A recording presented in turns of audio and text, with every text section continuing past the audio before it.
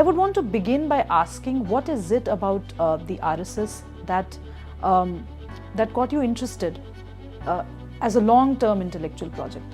I was at the University of Chicago and I had to choose a dissertation topic. And I wanted to do something about student politics, and because my advisors were Lloyd and Suzanne Rudolph, two of the major US scholars on political sociology and whose focus of research was India, they said, why don't you do something about the Rashtriya Swayamsevak Sangh? This was an organization that was going to play a significant role in the Indian political landscape, and how right they were, of course, it has. And almost no one has written a scholarly work on that subject.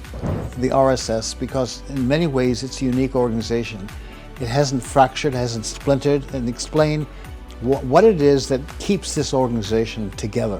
In your experience with the RSS, you have spent considerable amount of time with Golwalkar and then Balasaheb Deoras. What has been the glue that these individuals gave to the RSS that it has been able to continue to expand the way it has? They're able to relate to people. They're constantly traveling. You're able to communicate with the leadership, so the lines of communication are there.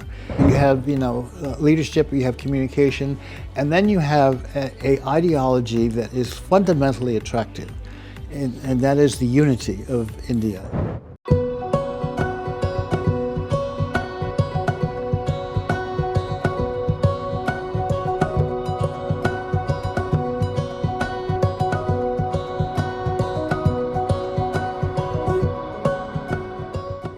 When we think of international relations, we often think of treaties, borders, alliances.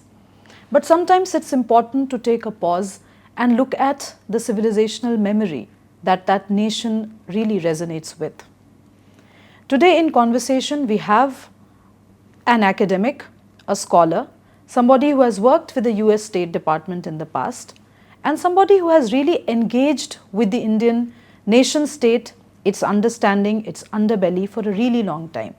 We have with us Dr. Professor Walter Andersen.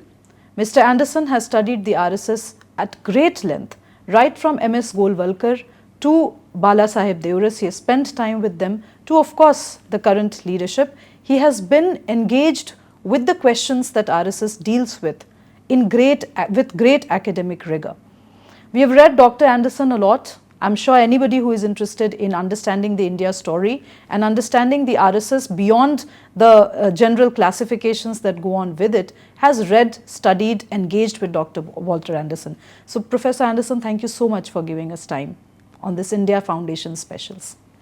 I would want to begin by asking, what is it about the RSS that got you interested as a long-term intellectual project? Well, actually, it started out in graduate school. I was at the University of Chicago, and I had to choose a dissertation topic. And I wanted to do something about student politics, and because my advisors were Lloyd and Suzanne Rudolph, two of the major US scholars on political sociology and whose focus of research was India, they said, why don't you do something about the Rashtriya Swayamsevak Sangh? Because this is an organization which they had just interviewed. They'd been to India and interviewed some of its leaders, including Golwalkar and a few others as well, Deoras. And they said, they predicted this was an organization that was going to play a significant role in the Indian political landscape, and how right they were, of course, it has.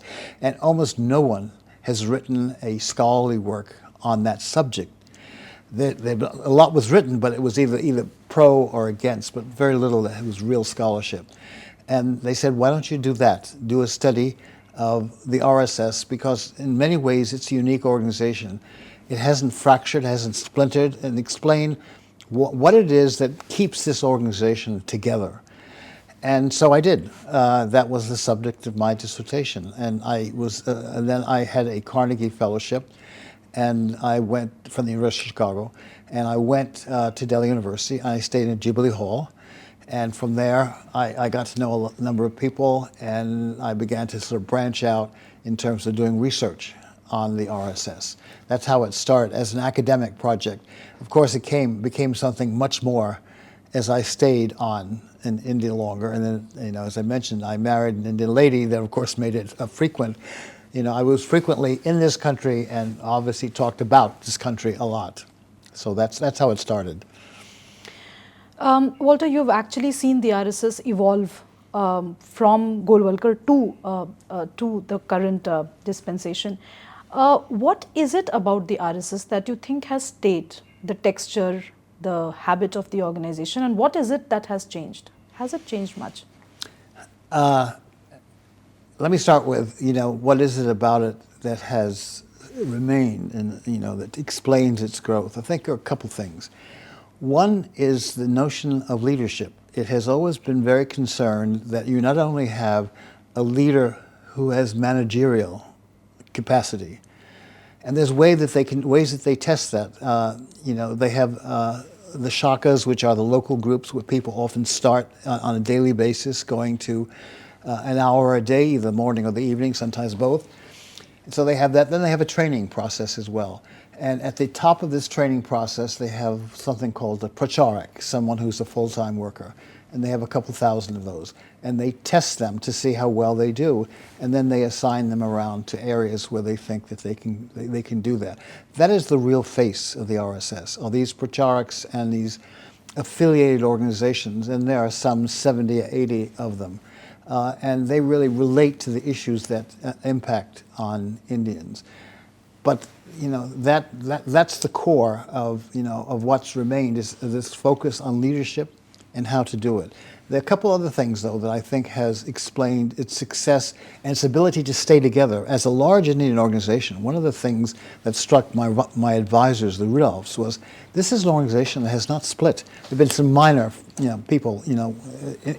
instances where there was division, but by and large, it's of a major Indian organization. It's stayed together.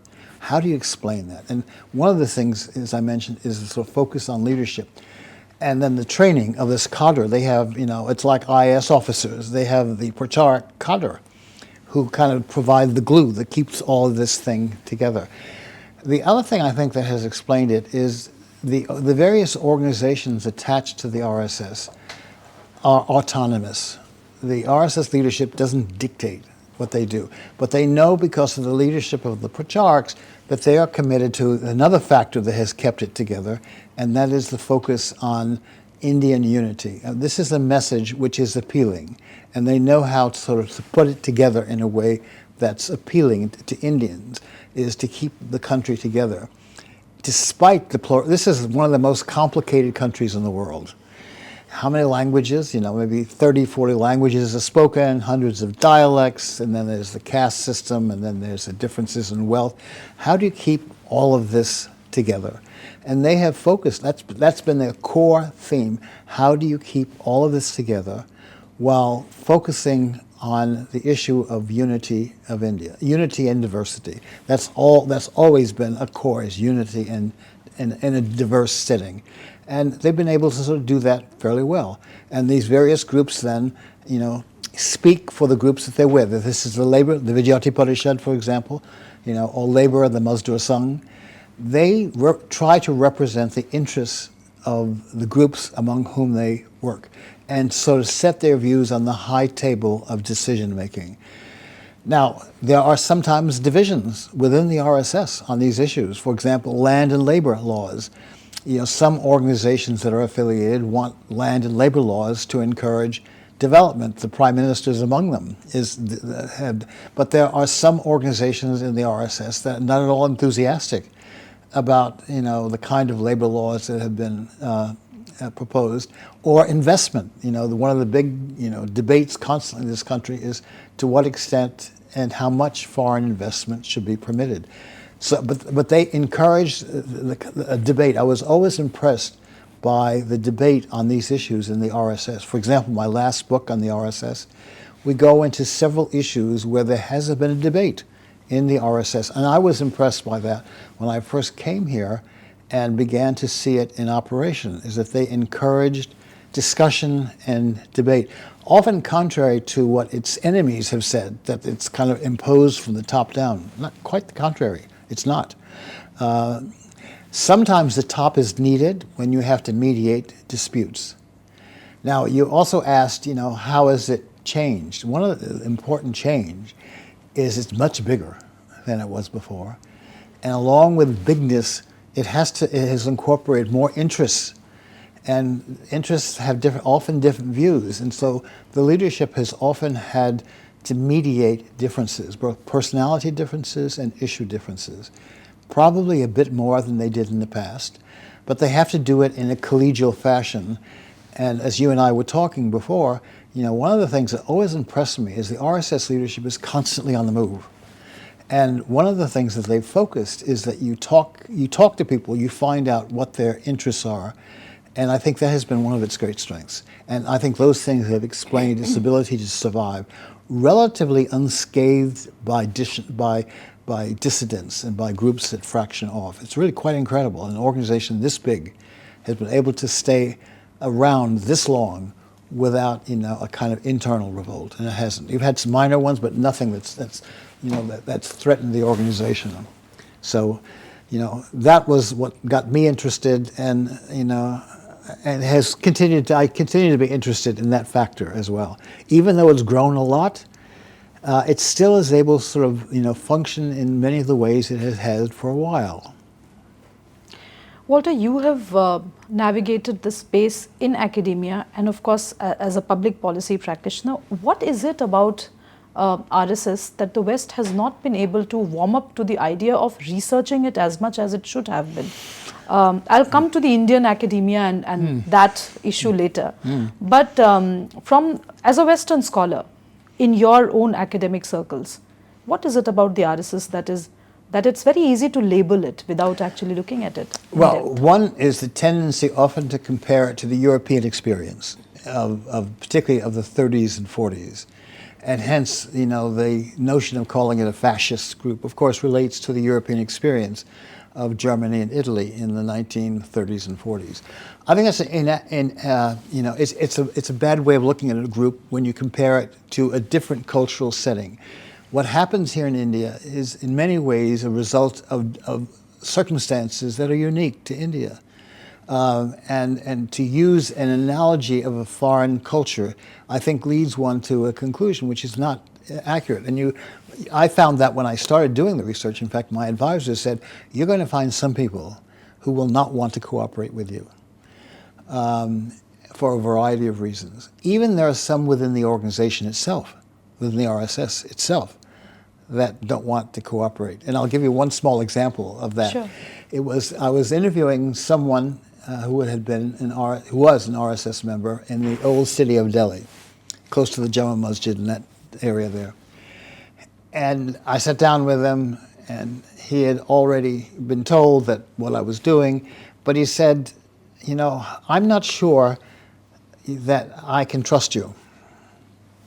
It just so happened when I had been invited to stay with Gowalkar, which I had been, and when I was there, Gowalkar said, I'm going to do something for you because you're going to find people within our group that don't want to talk to you.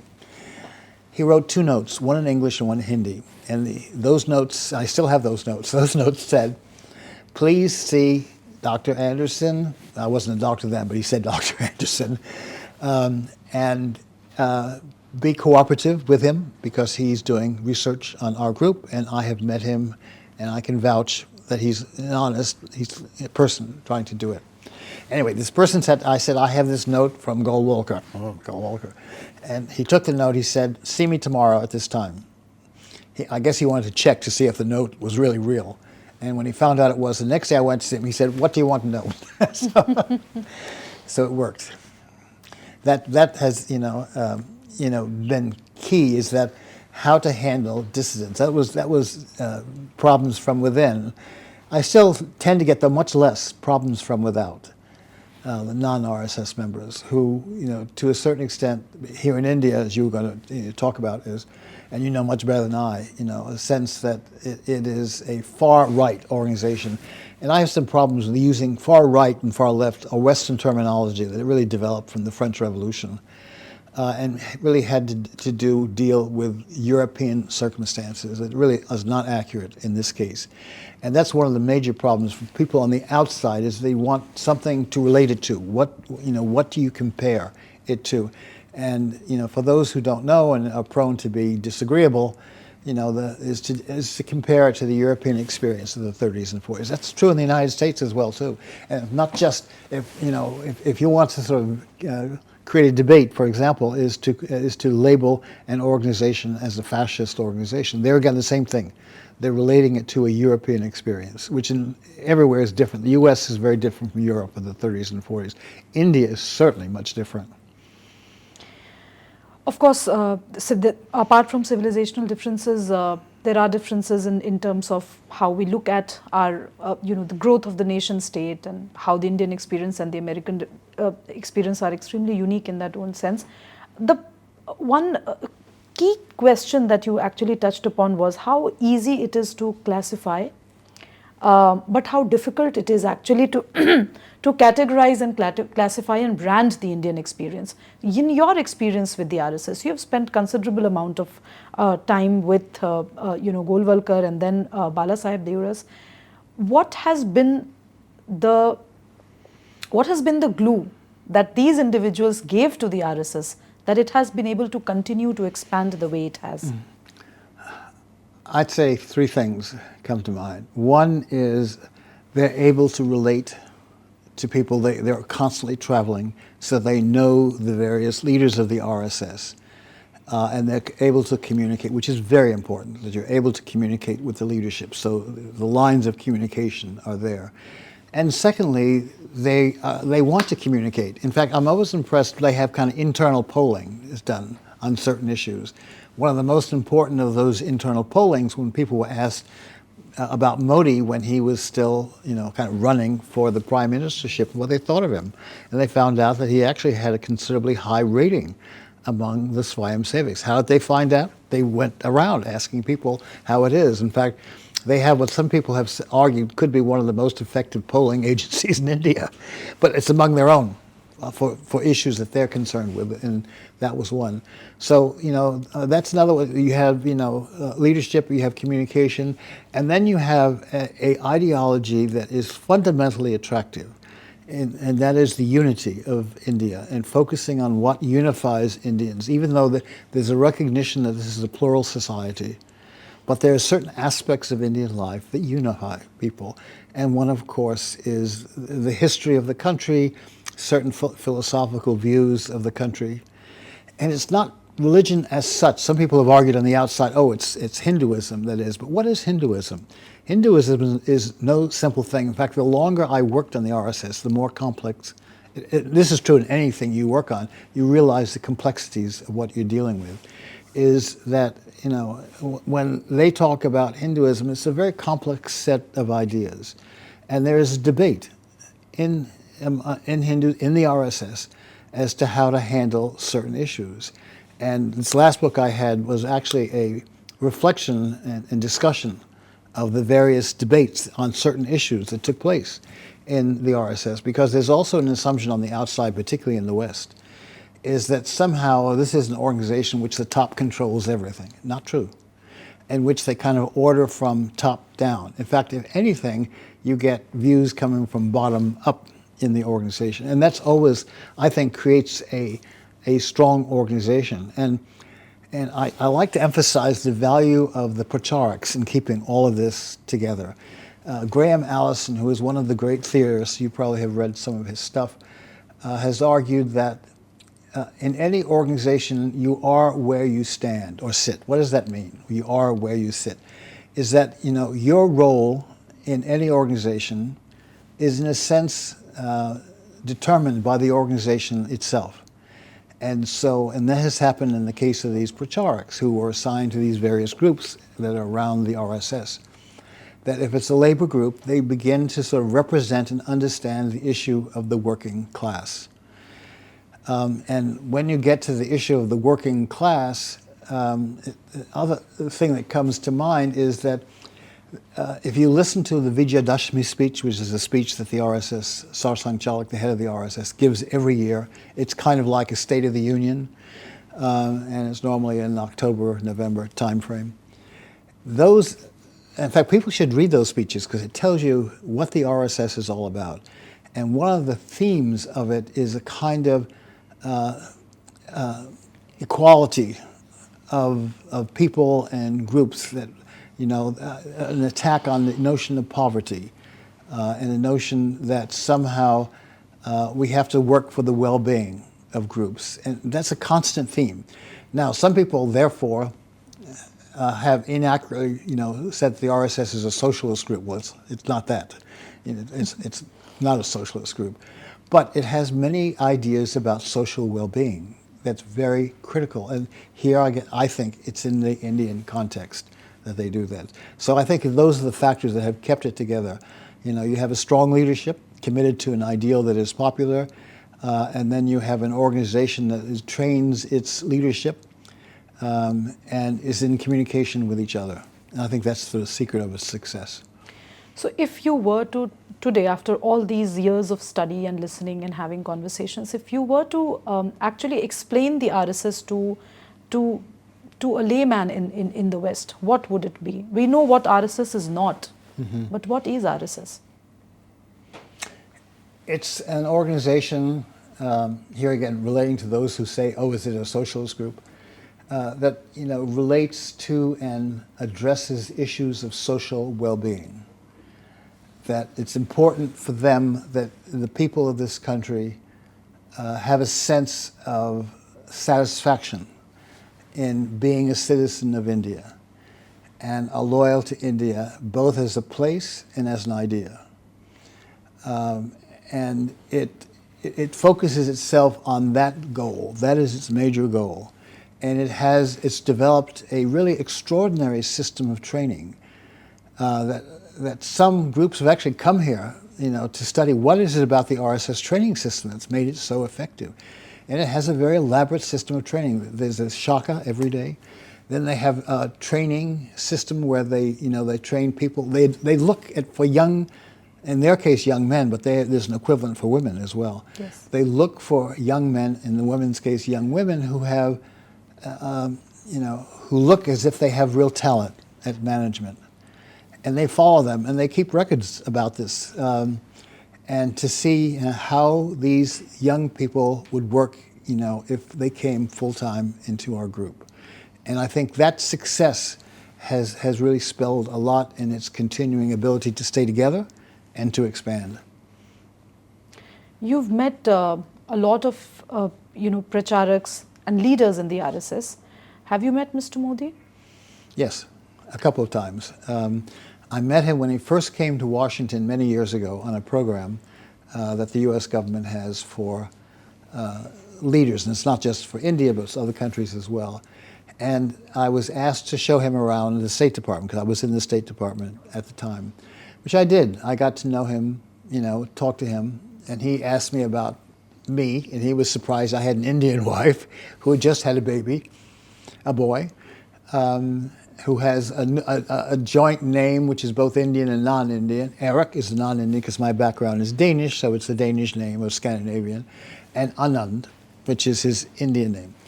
Well, years later, my wife and I went to see him when he was running for office, and I was at that point at Johns Hopkins University, and I wasn't sure if he remembered that we had met. And then we went into his office at Gujarat Bhavan, and he remembered we had met. Not only that, he had remembered, my wife's name and the fact, that we had a son, and he remembered what the name of the son was. I was very impressed by his memory of these things. But like any good politician, if he's anything, he's a good politician. All good politicians have in their brain, they keep details of other people because they're able to relate to that as well. And he did. I've met him on a couple of occasions, as I mentioned. And he has almost always remembered the circumstances of the previous time we've met. And I haven't seen him recently for a while, but then he's been very busy, so he's got a very busy schedule. I asked this question, Mr. Walter, because I want you to also explain what is it about Mr. Modi as an RSS Pracharak, and of course the Prime Minister of India that he is now, what is it about him that has stayed consistent in his long journey?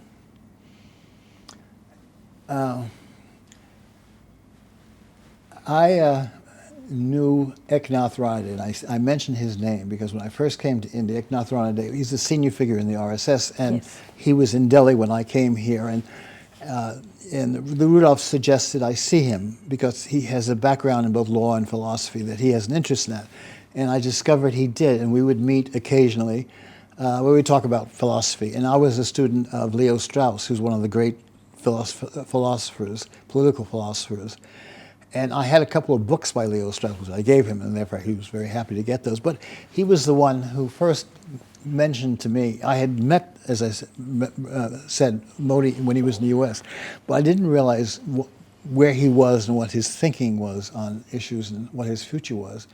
Eknath Ranade was convinced that, and this was well before Modi became, a senior political figure, that he was destined to be significant. And he gave me a couple of reasons, which I still remember, and I think they're still accurate in describing the Prime Minister.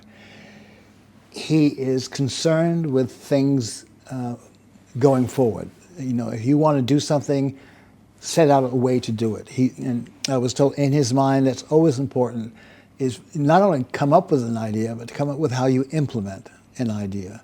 And I think he has had that as a certain, important view in his mind, is that, okay, come up with ideas and tell me how to do it, because that's always the most difficult, is how to do something and how to address opposition. And I think his background in the RSS has helped in that. And I remember Mr. Eknath Ranade was saying, Modi, his impression was the person who looked at the RSS almost as family. That it was in the RSS that he was able to sort of develop a sense of himself, who he was, and how to sort of devote himself to the well-being of India. And I think that has been constantly on his mind, that, what am I here for? And I think his RSS training, he is here, to encourage, the well-being of India as Indians, and to strengthen the country as such. And I think that's been a constant driver, and how to get things done. I think that's the thing that he told me particularly is, his concern was making sure you know how to get something done. I'm told that when he meets his senior figures, one of the things he asks not only is what is this, what is that, what should I do, but how do you do it? I'm told that's a key question. How do you do it? And he wants to hear, okay, step 1, 2, 3, 4, and you'd better know how you do something. And I think that's important. I think that's good in the leadership, that they're concerned with how things are done. I'll just say a little bit about my wife, who runs a factory not far from where this hotel is. And she, in her own way, and I think she's been able to run the business because in her own mind, it's important, how do you get things done? Because unless you focus on how you get things done, it won't get done. Things will come and inevitably block the functioning. And so that has to be a topmost concern. I say anybody who wants to be a leader, and certainly the Prime Minister, if nothing, is a leader, is focused on how you get things done. I'll come back to the RSS question, the organization. You can explain why the West looks at RSS the certain way. What is it about the Indian academic space or the Indian intellectual space that treats RSS as an anathema? When I was here initially, 40 plus years ago, that was much more common, particularly among the group I circulated in at the university, with a few exceptions. My next door, I'll mention their names now because they're both retired, was a man named Zuchi, that's the Kashmiri name, he was next door. And then there's Amit Mitra, a name you may have known because he was very prominent in the politics of West Bengal, and I think the chief minister had him as a finance minister in West Bengal. I think he's still alive. They introduced me to a group of kind of intellectuals at the hostel. I stayed in Jubilee Hall, Delhi University. who would discuss issues of politics. And I was very aware in that discussion that among some Indians there was a sense that the RSS was anathema. It didn't respond to the real issues that India faced, was one. That was the polite way, the opponents. The nastier ones would compare it, as I mentioned earlier, to fascism in Europe, that somehow would lead to the destruction of Indian democracy. Well, it hasn't done that. One can disagree with some of the policies they've taken, but I don't think you could then charge, which was very common 50 years ago, that this is an organization which fundamentally wants to undermine India and undermine its place as a democracy and wants to institute a dictatorship. Well, that hasn't happened. And I think it's that, the fact it hasn't happened, and now Modi has been prime minister. Before him there was Atal Bihari Vajpayee. Neither of those men, took steps that would, in their view, undermine democracy as such. The democratic process was very important. The notion of free debate, which to a certain extent they learned in the RSS. The idea that debate, in fact, people should read the book. They can see, yes, the kind of debate you had on major issues that face this country, and the encouragement of debate, because it's from debate you get ideas that emerge from them about, here the key question, how do you do it? And that has to rely on the opinion of people who have either worked on an idea or have some experience with the theoretical aspects of the idea. What are certain things that you disagree with in the RSS and with the RSS? Mm-hmm. One, I'd say something that the RSS, at least elements in the RSS have recognized, is the unwillingness to publicize itself. And therefore that gives rise to suspicions about what is it trying to hide. That is still an issue. When you had people like Ram Madhav who have sought to sort of advertise the RSS in one stand, there's always been a certain element within it that have thought this was not a good thing. Now, partly this is a result of what happened after the assassination of Mahatma Gandhi and the banning of the RSS, and it has been banned two times after that. And there's always been a concern, that somehow people will turn against it in ways that could, undermine its ability to function. I have always thought that, because many of those people have been those most opposed to advertising what it does, I think they're wrong. I think if you advertise what you're doing, particularly through the various affiliated organizations, that you will probably get a greater sympathy for what you're doing. But I think that's one of the major issues that it has had to face, and where in some cases has not done an effective job of portraying itself to the public. If you were to suggest to a young scholar books by RSS functionaries that they should definitely have a look at before they venture into further research, what are the I'll start with writers? my book first. Of course. Your book is the book that has actually opened the academic space in more than look to one the ways. inside, and my book also has a British publisher and an Indian publisher. Read some of what Golwalkar has written. The Bunch of Thoughts is, a good book. There's a book on Hinduism by a fellow Scandinavian, Hansen, Blom Hansen, on Hindu nationalism. Something by Jeffrelot in France on Hindu nationalism. So, those in my view are some of the best books written. And then Eknath Ranade himself has written quite a few things. When when I first came to India, my initial view of the RSS was through him and my meetings I had with him. I admired him greatly, and I saw him. Unfortunately, he died in 1982, too young. He really drove himself to death. His doctors had told him, stop working so hard, you've got a weak heart, and it's going to get you, and it did. He just dropped dead at one point, and just didn't stop. But it's through him that I saw how people work in the organization, and how they encourage a kind of internal debate, which I think is some of its greatest strengths. and how they react to opposition. I have one instance of him as a man that tells you, because the RSS has often said what it's into is character building, man building. We were taking a auto rickshaw somewhere, and we stopped, and the guy obviously was overcharging, the driver. And I'll never forget how Eknath turned to him and said, "You're insulting our culture. You're insulting us. You have to be honest." And the guy was, no one had talked to him in those terms. Either, no, he was, in a sense, he was shaming him. You're trying to so cheat.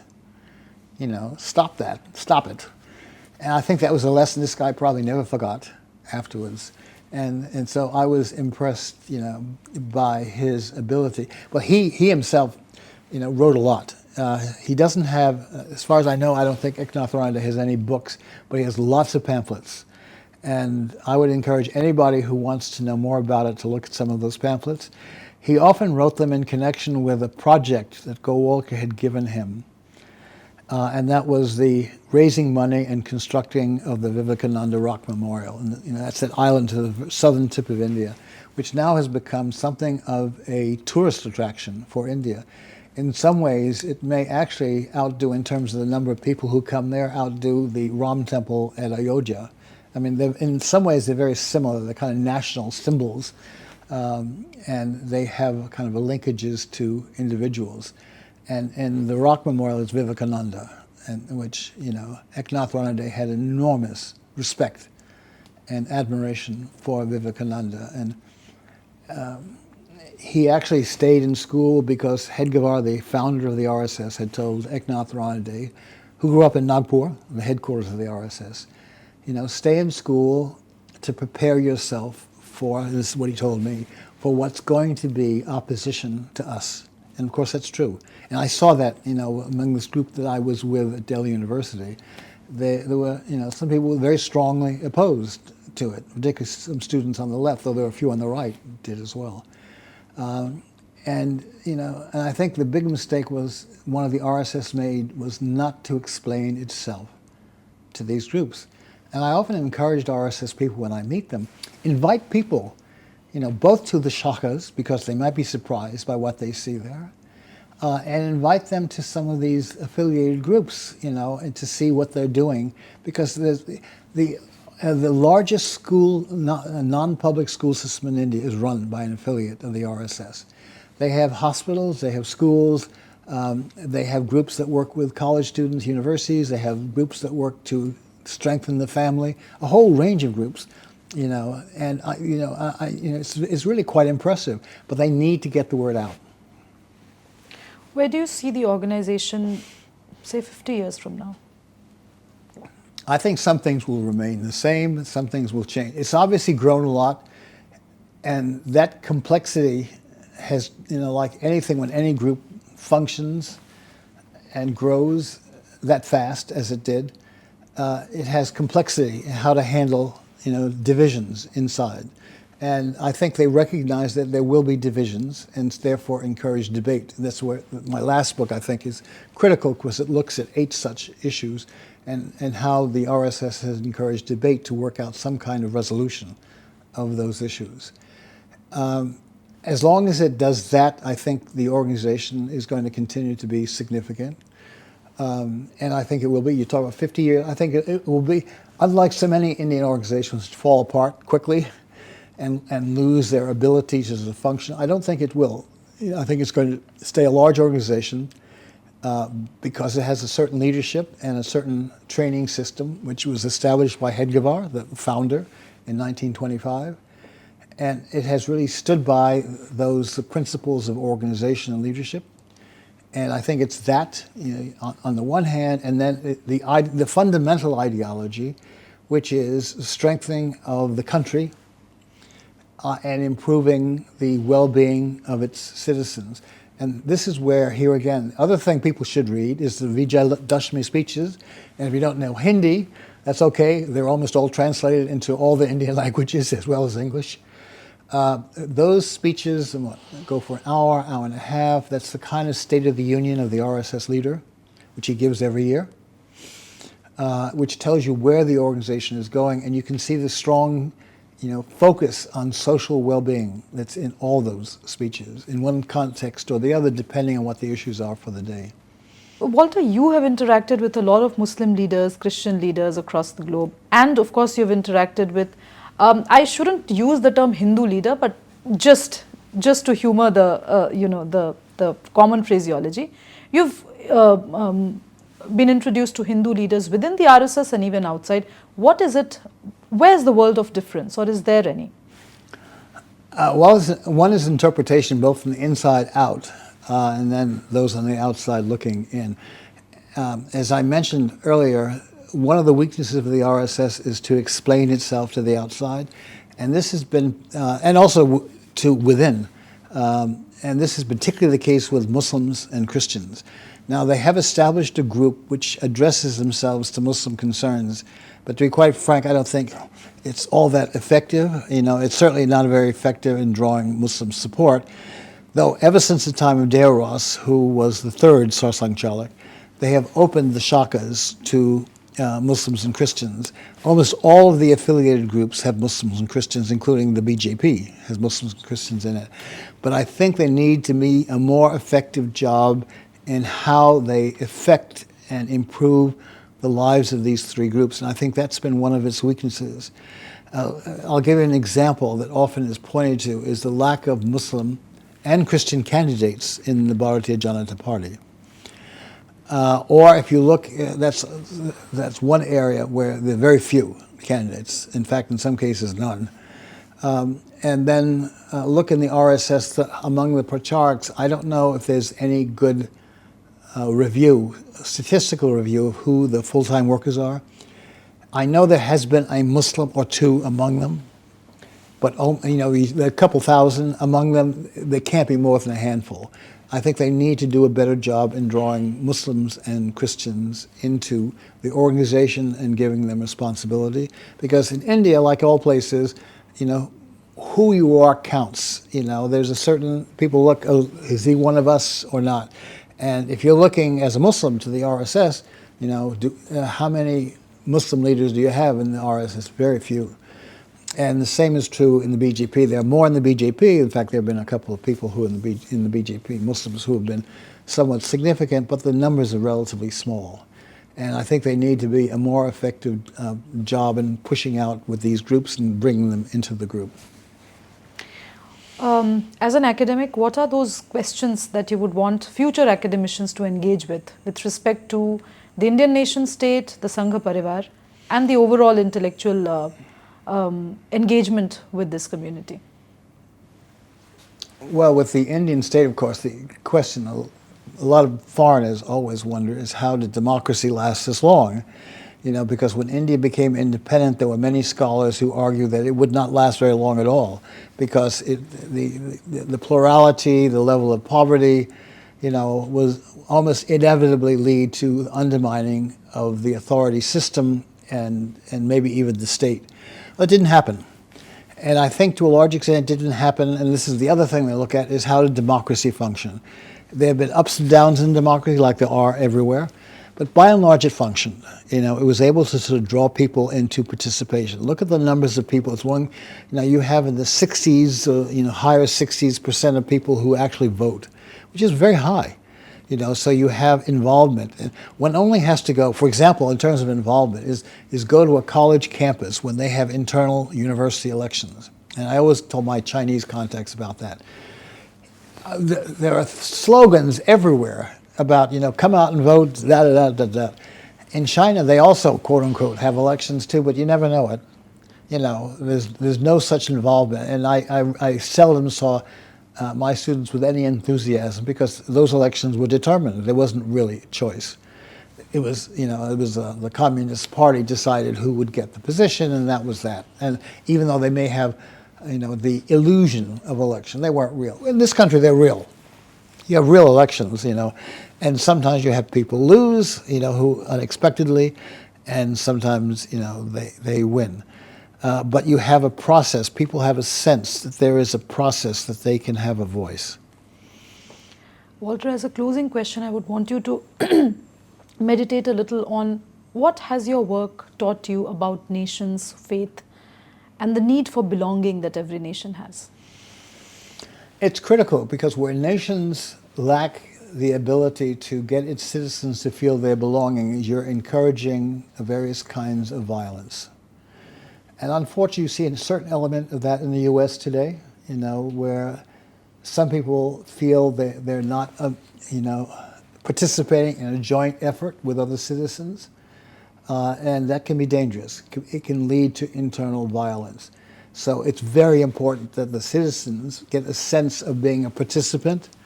And this is where democracies often are better than dictatorships, because dictatorships, of course, don't function on the principle of participation. Democracies do.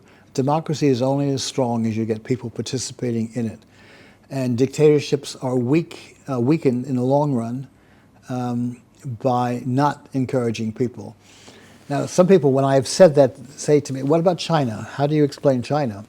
Well, I actually taught at a Chinese university every year for 10 years. I went for 2 to 3 months, so I got to know something about how China operates.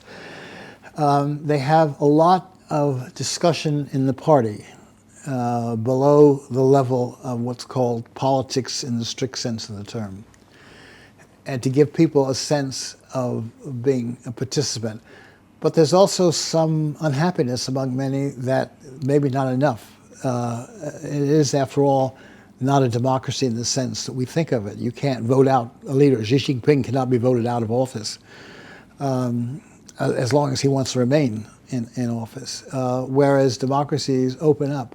In the long run, I think that makes democracies more stable in the long run, when you have the ability of people to speak out and represent and have representatives chosen by the people. Thank you, Walter. Thank you so much for your time. Thank you. I appreciate your spending time with me.